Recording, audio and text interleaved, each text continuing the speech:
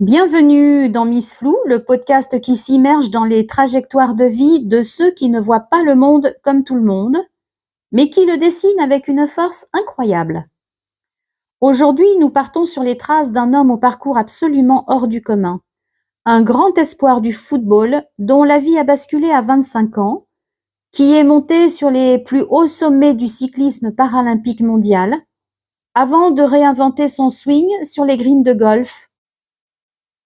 Avant de vous installer confortablement, n'hésitez pas à me laisser 5 étoiles, un très gentil commentaire et puis surtout à vous abonner afin de faire grandir ce podcast. Voici l'Odyssée de Vincent Mignon. Au début des années 1990, Vincent touche du doigt son rêve de gosse. C'est un athlète complet, un excellent footballeur qui évolue en Division 2 à Chaumont, l'équivalent de Ligue 2 maintenant.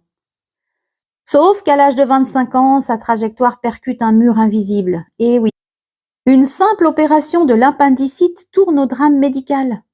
Victime d'une gangrène gazeuse, il est plongé en urgence absolue dans un coma profond. À son réveil, le verdict est sans appel. Il a perdu l'usage de son œil droit et ne conservera qu'un minuscule dixième de vision à l'œil gauche. Eh bien, ce dixième, beaucoup y auraient vu une tragédie. Vincent, lui, décide d'en faire sa boussole, son précieux fil de lumière. Il refuse de baisser les bras et décide de se reconstruire par le sport. Ce minuscule dixième de vision qui lui reste, ce flou artistique avec lequel il doit composer chaque seconde, Vincent ne le vit pas comme un fardeau. Il l'appelle son ticket de loto gagnant. Et s'il y a une clé de voûte dans l'histoire de Vincent Mignon, elle est là. C'est la pierre centrale sur laquelle tout son destin va se reconstruire. Là où la majorité d'entre nous verrait une immense perte, une catastrophe, eh bien lui choisit d'y voir une immense richesse. Ce dixième de vision, c'est l'étincelle de lumière qui va faire tenir debout le champion d'Atlanta, le pionnier de Sydney et le golfeur d'aujourd'hui. En changeant de regard sur ce qui lui reste, il transforme un handicap en une force absolue. C'est sur une piste en bois des vélodromes que Vincent va écrire ses premières lettres de noblesse handisport. Le cyclisme en tandem, c'est une discipline de confiance aveugle. À l'avant, un pilote valide et la puissance brute à l'arrière. Et les résultats, effectivement, ne vont pas se faire attendre. En 96, c'est la consécration américaine. Vincent se qualifie pour les Jeux paralympiques d'Atlanta. Sur l'anneau olympique, il décroche une magnifique médaille d'argent au kilomètre, complétée par une solide médaille de bronze en vitesse. Et à son retour, il est solennellement décoré par le président Jacques Chirac. Mais c'est pas terminé. En 1997, la dynamique ne faiblit pas. Vincent devient vice-champion d'Europe à Blois. C'est aussi l'année où il s'associera à son pilote de cœur, Éric Lavaud. Et ensemble, ils s'entraînent sans relâche sur les 250 mètres carrés de l'anneau de vitesse. Un entraînement physique si exigeant que Vincent dira lui-même « Ils se sont littéralement cassés sur cette piste à force de chercher le millième de seconde. » Mais ce travail va payer. Sous le maillot tricolore, le duo s'envole pour le Colorado aux États-Unis où il signe une incroyable 4e place au championnat du monde. Et puis, en 2000, aux Jeux paralympiques de Sydney, Vincent pousse le défi encore plus loin. Et c'est une première mondiale absolue. Il aligne un tandem composé cette fois de 2 athlètes en situation de handicap. Et oui, à l'avant, son pilote, Éric Lavaud, handicapé auditif, guide la trajectoire sans repère sonore. À l'arrière, Vincent, handicapé visuel, délivre la force physique sans repère visuel. Et c'est ensemble qu'ils défient l'impossible et s'emparent d'une extraordinaire 7e place paralympique. Après avoir tutoyé les sommets de la piste, Vincent décide de mettre sa discipline de fer au service des autres. Alors il reprend des études complexes de kinésithérapie et n'hésite pas à fonder le réputé cabinet Héraclès à Crescentigne, spécialisé en balnéothérapie. Mais le démon du sport de haut niveau ne le quitte pas. C'est sur les greens de golf qu'il va trouver son nouveau terrain d'expression.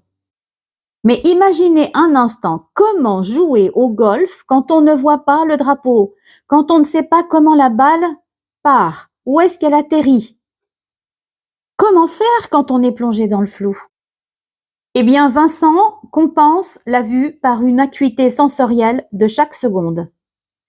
Il cherche à ressentir la pente du green sous ses pieds, il écoute le souffle du vent dans les arbres, et il va surtout travailler en symbiose totale avec ses guides pour aligner son swing chirurgical. Alors ce portrait de Vincent Mignon qui est incroyable avec ses médailles d'Atlanta, ses exploits à l'autre bout du monde, aurait pu s'arrêter là. Mais le destin réserve parfois de magnifiques surprises. Parce que oui, en préparant cet épisode, j'ai eu l'immense honneur et le privilège d'échanger directement avec lui au téléphone. Touché par notre démarche dans Miss Flou, Vincent m'a demandé une seule chose. Pouvoir s'adresser directement à vous pour conclure cet épisode en toute authenticité. Alors, pour cette fin d'épisode, je m'efface avec beaucoup de fierté et je lui laisse la parole. Voici mot pour mot le message que Vincent tenait à vous transmettre. Pour moi, le sport a toujours été une école de la vie. Apprendre, réaliser, corriger si besoin afin de définir des objectifs. Oui, j'ai eu la chance d'avoir de bons éducateurs, de bons entraîneurs, de bons coéquipiers. Mais j'ai surtout eu la chance d'avoir ma famille qui a pu supporter mes exigences, car le sport de haut niveau le nécessite et génère beaucoup d'égocentrisme. Devenu malvoyant, parfois je ne voyais pas ce qu'il y avait autour de moi. J'étais dans ma bulle de sportif. Le sport a été et sera toujours mon fil conducteur. Aujourd'hui, voir mes enfants, mes petits-enfants pratiquer certaines disciplines me ravit. Le sport m'a sauvé, pourquoi pas vous? Le sport m'a sauvé, pourquoi pas vous? Eh bien, c'est sur cette magnifique formule de Vincent Mignon, pleine d'espoir et de résilience, que se referme ce portrait.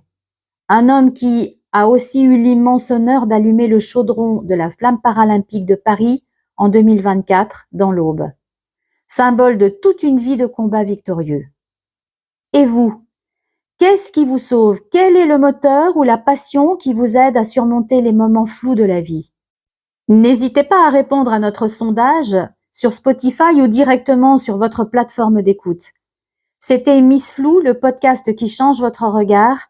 Si cet épisode vous a touché, partagez-le, laissez-nous 5 étoiles et un gentil commentaire, ça aide le podcast à grandir. On se retrouve très vite pour un prochain destin inspirant. D'ici là, prenez soin de vous, on se dit à très bientôt et mille merci à Vincent Mignon.